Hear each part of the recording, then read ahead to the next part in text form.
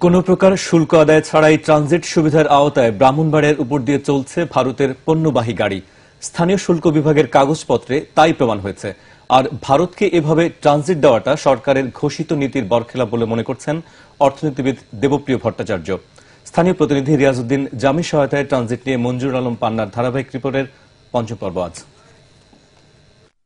যা যা কিছু প্রযোজ্য সেই সব প্রযোজ্য চার্জ দিয়েই এইগুলো এই ট্রায়াল রানটি হচ্ছে।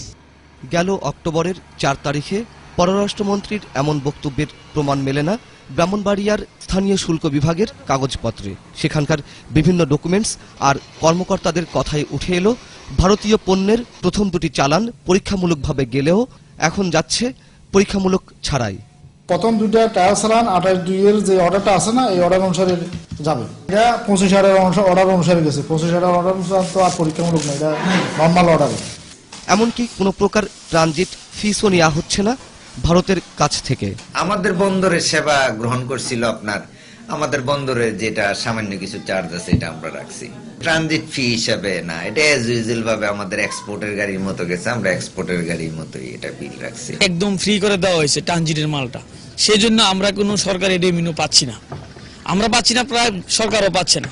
আমাদের প্রতি জাহাজে মনে করেন 10 থেকে 12,000 টাকার মতো আর্থিক ক্ষতিগ্রস্ত হচ্ছে। আমাদের কাস্টম তরফ থেকে কোনো ট্যাক্স হচ্ছে না। একই কথা জানালেন ভারতের ওডিসির পণ্য পরিবহনের জন্য মনোনীত শিপিং এজেন্ট কর্মকর্তা। আমরা টনেজ হিসাবে এখানে মনে হয় 30 টাকা করে, আর এটা হচ্ছে 133 টাকার মতো একটা অ্যামাউন্ট দেওয়া হচ্ছে। আর আমাদের এখানে বার্থিং চার্জ পার ডে একটা জাহাজের 1200 টাকা করে। অর্থনীতিবিদরা বলছেন ভারতকে এভাবে ট্রানজিট দেওয়ায় জাতীয় স্বার্থই বিঘ্নিত হচ্ছে।